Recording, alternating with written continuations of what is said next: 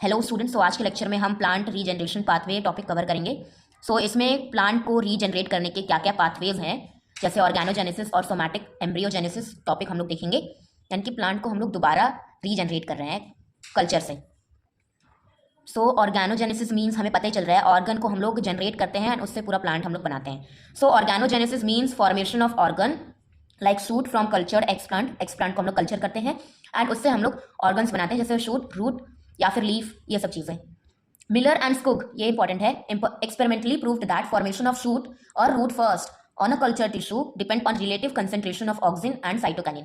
Means Miller and Skoog ने experimentally prove किया था कि जो शूट और रूट का फॉर्मेशन है, यानी कि शूट पहले बनेगा या रूट, ये डिपेंड करेगा on the concentration of auxin और साइटोकाइनिन जो हमने न्यूट्रिएंट मीडियम में दिया है। तो अगर देखो, अगर ऑक्सिन जो है मीडिया में, जो हमने मीडियम प्रोवाइड किया है प्लांट को, उसमें ऑक्सिन ज़्यादा है तो वो रूट को प्रमोट करेगा। अगर ऑक्सिन ज़्यादा है मीडियम में तो रूट को प्रमोट करेगा, वहीं पे अगर साइटोकाइनिन ज़्यादा है तो वो शूट फॉर्मेशन को प्रमोट करेगा। यानी कि अगर हम लोग सिंपली देखें कि अगर ऑक्सिन ज़्यादा रहेगा हमारे न्यूट्रिएंट मीडिया में तो रूटिंग पहले हो जाएगी, और साइटोकाइनिन अगर ज़्यादा रहेगा मीडियम में तो वो शूटिंग पहले हो जाएगी। हमें साइंटिस्ट का नाम याद रखना है। देन आते हैं हम लोग सोमैटिक एम्ब्रियोजेनेसिस में।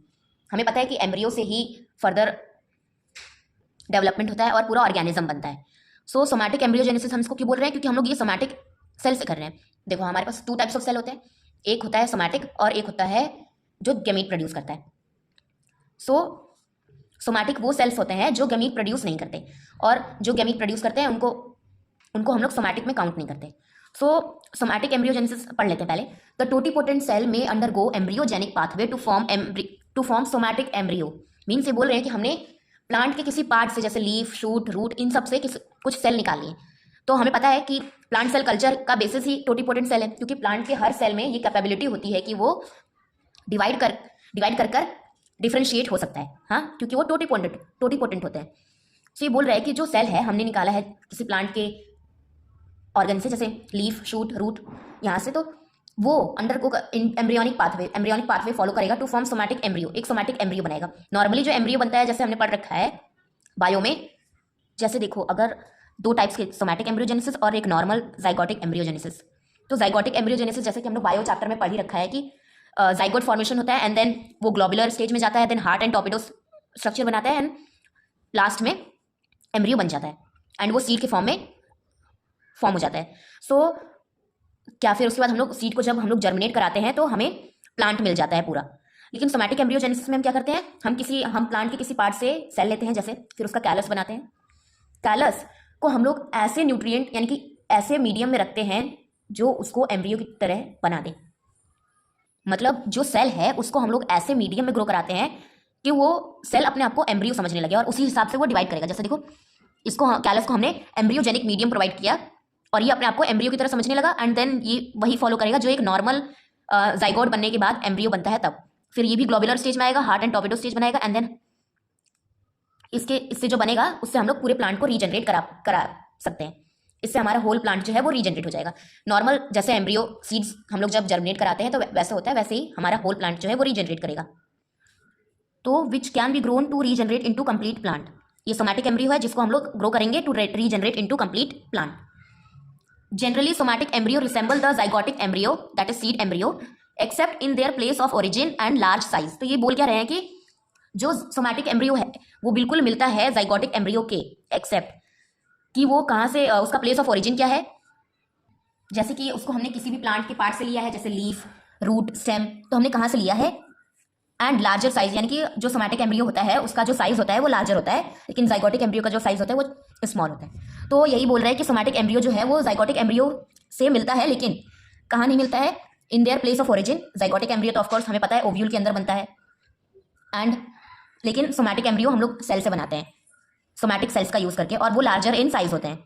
For the first time steward in 1958 and Reinert in 1959 independently reported the somatic embryogenesis from carrot culture. ये साइंटिस्ट के नाम याद रखने, स्टेवर्ड जो थे वो 1958 में और रीनर्ट जो थे 1959 में सोमैटिक एम्ब्रियोजेनेसिस किया था फ्रॉम कैरेट कल्चर, यानी कि कैरेट का सेल्स को लिया और उसको कल्चर किया एंड देन उससे सोमैटिक एम्ब्रियोजेनेसिस कराकर पूरा जो है कैरेट उगाया था, प्लांट कैरेट का। तो ये जो फिगर दिया है इसमें सिर्फ कुछ इमेजेस दी हैं, जैसे कि फिगर का नेम भी दे रखा है। तो ये जो फिगर है वो दिखा रहा है callus culture of indica rice, यानी कि इंडिका राइस का कैलस इन्होंने जो बनाया है वो पिक्चर क्लियर नहीं है थोड़ी, बट हो जाएगा अगर हम लोग पढ़ेंगे कि क्या लिखा है तो बी जो है वो है protoplast isolated from leaf mesophyll cell of tobacco. So tobacco के लीफ से वो भी मिजोफिल सेल्स हैं और उनसे प्रोटोप्लास्ट जो है आइसोलेट किया है हमने। ये प्रोटोप्लास्ट वो जो जिनके पास सेल वॉल नहीं होती। मल्टीपल, तो सी वाला है multiple shooter regeneration from leaf explant of brinjal. So brinjal से इन्होंने एक्सप्लांट लीफ लिया, एक्सप्लांट उससे सेल लिया लीफ का, एंड उससे जो है शूट रीजनरेशन कराया है, ये इस फिगर में दिखाया है, यानी कि शूट बनाया है। देन जो डी है regeneration of somatic embryo from leaf explant of brinjal. Now leaf से ही लीफ एक्सप्लांट यूज किया है, लीफ का सेल्स निकालकर ही उन्होंने सोमैटिक एम्ब्रियोज बनाए हैं फ्रॉम, ये भी ब्रिंजल का है। देन ई जो है scanning electron microscopy photograph of various stages of somatic embryogenesis. So अभी हमने जो देखे थे उसमें फिगर में, तो उसमें यही है कि इलेक्ट्रॉन माइक्रोस्कोपी फोटोग्राफ है ये EFG, जो अलग अलग स्टेजेस ऑफ सोमैटिक एम्ब्रियोजेनेसिस है उसको दिखा रही है। जैसे ई जो है वो ग्लोबुलर स्टेज को दिखा रही है सोमैटिक एम्ब्रियोजेनेसिस को, जो हमने देखा अभी। देन हार्ट शेप को ये दिखा रहा है F वाला, एंड देन टॉर्पेडो शेप को वो G। Then stage embryo from brinjal culture. तो यही हमने ये बोल रहा है कि जो ये सोमैटिक एम्ब्रियो है इनसे ही ये जो इलेक्ट्रॉन माइक्रोस्कोप फोटोग्राफ है ये, जिसमें ये ग्लोबुलर है, ये हार्ट शेप है, and then this is torpedo, ये स्टेजेस ऑफ सोमैटिक एम्ब्रियोजेनेसिस है फ्रॉम ब्रिंजल कल्चर जो ये है। तो हमने वो पढ़ लिया प्लांट रीजनरेशन पाथवे, यानी कि प्लांट को हम लोग कैसे वापस रीजनरेट कर सकते हैं। उसके हमने 2 मेथड्स पढ़ लिए, उसमें जो साइंटिस्ट के नेम है वो हमें याद रखने हैं। एंड नाउ नेक्स्ट लेक्चर में हम application of cell and tissue culture देखेंगे। So thank you so much.